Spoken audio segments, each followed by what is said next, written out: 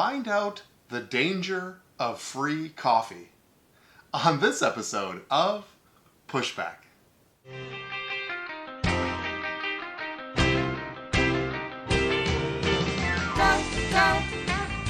Go, Jonny, go, go.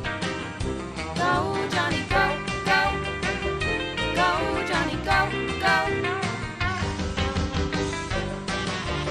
If you're concerned about the direction our culture is heading, then maybe it's time to push back.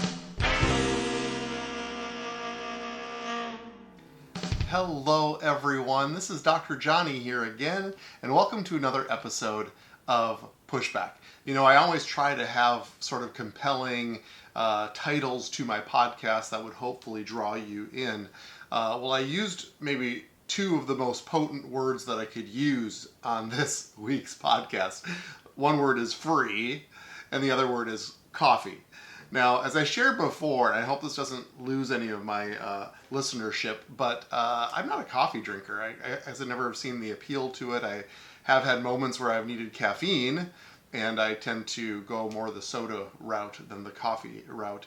But I'm going to use coffee as an analogy today, which I think hopefully will help bring some clarity to a subject that's not very clear. And I am not an economic expert or a financial expert, but I am a physician, and I want to talk about the relationship of healthcare to our daily lives and what is happening in this sort of, if I can be so bold, social takeover by the government in regards to healthcare. I believe it's important, again, that we have the language to talk about this effectively, and that's really the subplot of my podcast, is to give you guys speaking points, talking points about what is healthy and what is unhealthy in our country. And when culture is unhealthy, that we are willing as ambassadors of heaven and the citizenry of God's kingdom to actually speak up and push back. That's my heart. And so I want to talk about this tricky topic today, this topic of healthcare, and really the fundamental social and political question that we hear every time we hear a debate or people talking about healthcare specifically. Is healthcare a right as an American citizen? And this is a tricky question. It's a tricky question. Now let me give you my perspective on this. I believe access to healthcare is a right, but the purchasing and utilization of healthcare is a choice. I believe as American citizens we have freedom to use our money, use our resources any way that we see fit. And this conversation is confusing because if you really dig into it, you'll have to recognize that there's a difference between healthcare and health insurance. These are two different things. Now, I don't want your eyes to glaze over and go, oh, he's going to talk about health insurance. I am to a certain degree, but this is a cultural piece that we need to lean in and understand. And healthcare is just one example of, I believe, the dangers of socialism and this idea of government intervention in something that I believe can work quite well in a capitalistic society. So let me talk about this. Let's dive into this a little bit. Now, health insurance is a product. It's a purchased product used to finance or to help cover healthcare costs. So people and politicians, in my opinion, are actually asking the wrong question or having the wrong conversation, because what they're inferring or what they are asking is health insurance a right as an American citizen? Because that's really the discussion, not health care. Now, I want to break down healthcare to you the best that I can and talk about the players involved so that I can convey to you the dangers of a socialistic society, or in this example, government-mandated or government-run health insurance. Because that's what we're talking about. Now, their heart and their end game is that government-run health insurance would allow you more access to health care, which is a right as an American citizen. But sometimes we can't connect the dots, and I believe that's what we are seeing today in our society as we are quote-unquote experimenting with the government's involvement in healthcare. So I believe that there's a wheel, and you are in the middle of the wheel as the patient, obviously. And there are three spokes to this wheel. The first spoke is medical systems themselves. We're talking about clinics and hospitals and the companies that actually provide the medical services. Now, these medical systems typically are paid when you provide services. So if everybody was 100% healthy and never went into a medical system, they would go out of business. They are run by providing medical services. The second spoke are insurance companies. Now, interestingly, insurance companies are paid or make money when not providing services. And so insurance companies and medical systems are often at odds with each other because medical or insurance companies actually make more money when you are actually not going to the hospital and asking or getting services provided on yourself. And the third spoke of the wheel is somebody like me, a provider, a physician, physician assistant, nursing, nurse practitioner, or other healthcare providers. And they have used to be paid. They used to get paid when providing services. We called it fee for service, much like an auto mechanic. You go in and you pay them to do the work. And we often got paid for that. We see you, we provide a service, we get paid for that service. And now it's sort of a mixed bag, and I will get into that a little bit later, because the way that we are getting paid as providers is unfortunately ever changing, and I don't believe for the better. Now, I believe there have been rising medical costs, and people can say, well, yes, there has been a medical crisis because the costs of medical care has been increasing, so something needed to be done. But I would submit to you that the rising medical costs is actually the result of slow government interference slowly over time. Slowly over time. Now, I believe that health care is a choice, and in a capitalistic society, it could work, and it tends to work. Does it work perfectly? No, because capitalism has kryptonite, and the kryptonite of capitalism is greed. And so there can also be rising medical costs because of simply medical companies and insurance companies wanting to make more profit. And they are pushing the system in a place of greed. I recognize that. And I believe that that needs to have a check and balance. But I believe that there is a check and balance, and there is a secret sauce to the secret sauce to the capitalistic mindset and how and why it works. And has been working, by the way, for hundreds of years, with the greatest growing, booming economy that this world, in the history of the world, has ever seen. And the secret sauce is this one critical word. It's the word competition.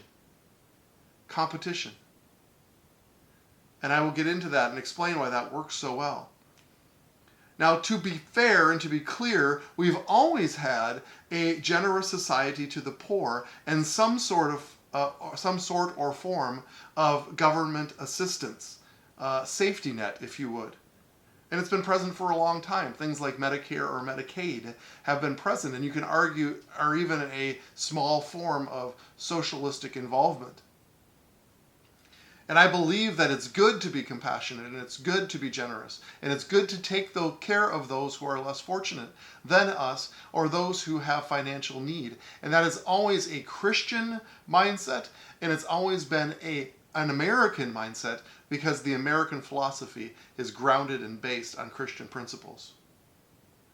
But now, politicians have been actually spinning this talking point that health insurance is a right as a citizen.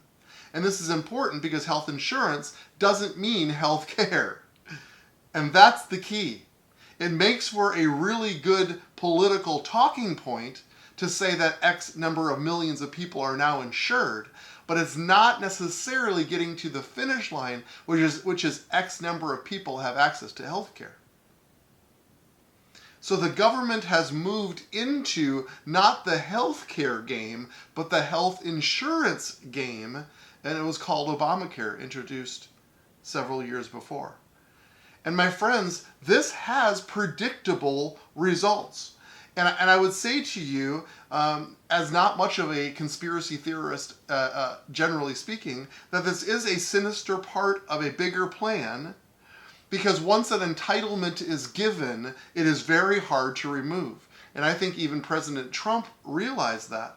So that's why I believe Obamacare was passed in the middle of the night on a weekend, because they thought, just get it passed and we'll deal with the fallout later. Because once it's given, it'll be really hard to remove. So I want to use an analogy. It's not a perfect one, but I believe it actually illustrates pretty well what is happening right now in America. So let's say that politicians decided that drinking coffee at a coffee shop is a right as an American citizen. Free coffee. It's a right as an American citizen. Everybody should be able to drink coffee from a coffee shop.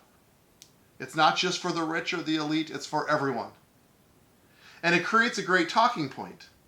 We will leave no American behind in their quest for a latte. So the government issues a mandate that every citizen needs to purchase a coffee card or apply for a Starbucks free coffee card. And I hope you catch the irony that they need to purchase a free card. That's the way the government does this, you realize. And if you don't either have a card or purchase this free Starbucks card, there'll be a penalty. Now, why would you add a penalty to that? Because you actually need to pay for this. Free coffee doesn't just fall from the air. You actually need to pay for it. And if you don't like coffee, you still have to purchase a card, because those that are underutilizers will actually help pay for those that actually do like coffee and need coffee. Do you catch the analogy? Do you remember when Obamacare came out, there was outrage from college students that didn't want to purchase expensive health care or buy expensive health care services because they were underutilizers. They're young, healthy people. But Obamacare required it because they're the ones who are actually financing the health care for those who actually do need it. The underutilizers pay for the utilizers. So now we flooded the market with free Starbucks coffee cards, and the government needs to help cover the cost of the free coffee to Starbucks. But the government doesn't have unlimited resources, contrary to what they may think, and they can't afford to pay full price for the latte, so they contract with the Starbucks company to just pay half price. Now, to cover the loss that Starbucks is now going to face, they charge the quote-unquote regular customers twice as much. The rate for coffee goes way up. Other coffee shops now lose revenue because the Starbucks card is the cheapest and the most preferred through the government, so they either go out of business or they raise their prices to help cover the loss. Now, my friends, that's exactly what we saw immediately once Obamacare was activated. Everybody's rates skyrocketed. This is not a surprise. This is what we would expect in this analogy, and this is what actually happened. They assured us you didn't need to change your insurance, but rates went up and many lost their coverage because coffee shops went out of business. They didn't get their usual coffee. Or if they did go after the usual coffee, it cost twice as much. So in effect, you lost your coverage, or the coverage at least that you were used to. So now we've flooded all of the Starbucks with these cards, so the lines at Starbucks is now down the street, and everyone has coverage but no access. Do you see what I'm saying? Everyone has a Starbucks card, but to actually get into Starbucks and get your coffee is a different story. Now, the baristas are overworked, and to help cover losses that Starbucks is now realizing, their wages are decreased. And instead of getting paid by the hour, they get paid by customer satisfaction surveys. Customers who have been waiting in line for hours, these are the ones that are going to give their survey on how well they are being treated. So, my friends, I'm not making this up. President Barack Obama said this very clearly, and if you actually were able to lean into it and pay attention, this is what he said. To help pay for Obamacare, they're going to change the way that providers get paid. This is not fee for service, but by performance. Now, they developed outcomes or benchmarks that would need to be met on basically decreasing utilization. Now remember, a government is now the insurance company, and insurance companies get paid, remember, by not providing services.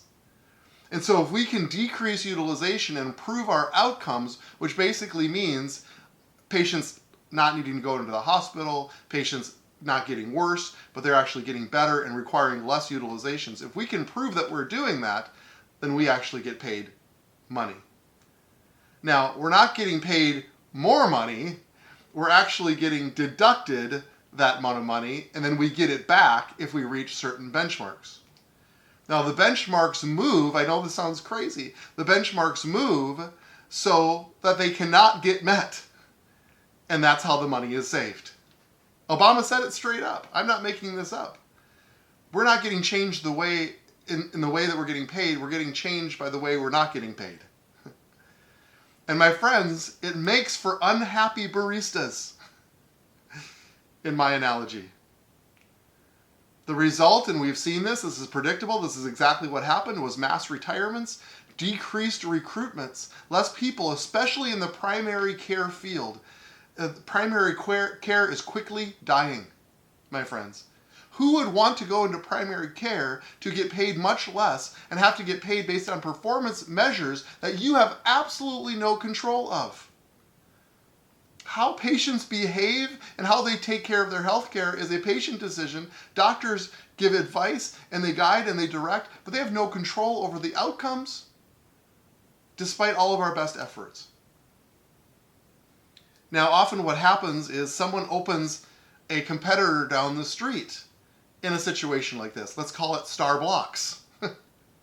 A Star Blocks opens down the street and they don't accept Starbucks cards. And they offer you latte at regular prices with no waiting. At least for those that can afford both the compulsory card and this extra service. And so, my friends, what happens over time is that quality healthcare is still given and caters to those who are wealthy and can afford it. And in fact, the division even becomes more so. My friends, socialism does not help close the gap between the wealthy and the poor. It actually makes it worse. It actually drives division so that those with money can still actually go outside of the system and pursue the things that they require or need. And those that are poor are stuck in a system where they still do not have access to health care. This kind of fires me up, and I'm sorry about the volume. And we don't have to guess how this is going to turn out. We've seen it many times in other countries. Take Canada or England, who offer universal health care coverage. It makes for a great talking point as more millions of people are covered, but actually decreased health access. And in Canada and England, we see this today. People wait months and sometimes years for routine care or surgery. And England has alternative health care for the wealthy. My friends, I can't even make this up. As physicians moonlight, they have compulsory patients they have to take care of, but then they moonlight for the wealthy to provide faster access to medical care. And they get paid on the side for this. My friends, Canadians every day are driving through Minnesota to get to Mayo Clinic, to actually get coverage and care that they can't get in Canada or have been waiting for it for months. This is what happens when you flood the market with free coffee Starbucks cards. This is what we see. We don't have to guess how this is going to turn out. You know, the government has actually tried to run many coffee shops in the past, and my friends, none of them have worked. All of these maneuverings can help win votes, but actually removes you out of the center of the wheel, out of the picture, you the patient. You have no real access and you have no accountability for the money that's being exchanged. We can't offer something like Obamacare and then give effective deductibles, because that would still result in disadvantages to the poor. And so the result of this is we actually disutilize or misutilize our resources. For instance, when there is no deductible and no accountability, people run to the emergency department, my field, my position, for their primary care. Why? Because in a little town like mine, there's no waiting. Why make an appointment when you can go in at 10 p.m. at night and be seen by an ER physician and provide the same care? Now, granted, it costs 5, maybe 6, maybe 7 times more to go to the ER for your coverage, but it doesn't matter because you're not responsible. This money apparently falls from the trees. It doesn't matter how expensive the latte is as long as I get my latte. And my friends, this is the wrong direction for everyone. I've heard many people say, well, Obamacare isn't all bad. And really what they mean by that is that, well, some people have health care that didn't have health care before. No, they have health care insurance that they didn't have before, but it's not good insurance and does not guarantee health access. So what is the answer in the little time that I have left? It's to put you back into the center of the wheel and give you access and give you ownership. Now that sounds like a good political speaking point too. It's not easy, and I'm not going to pretend that it is. But with effective competition, everybody wins. So let me talk about that. Let me talk about you as the center of the wheel. I'm a big fan of high deductible insurance plans. Now you may say, well, that costs a lot of money out of pocket. But I believe that the money difference between your premium, the money you can save on your premium, if you can save that into a savings account, it'll more than cover your deductible for most people.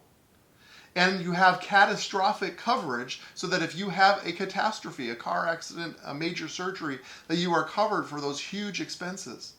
But it puts patients in charge of resources because you have a deductible that you are actually controlling.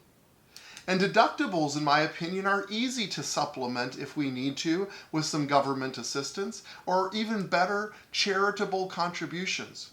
Time for the church to rise up and to take care of the poor and the sick like we were mandated to from the beginning.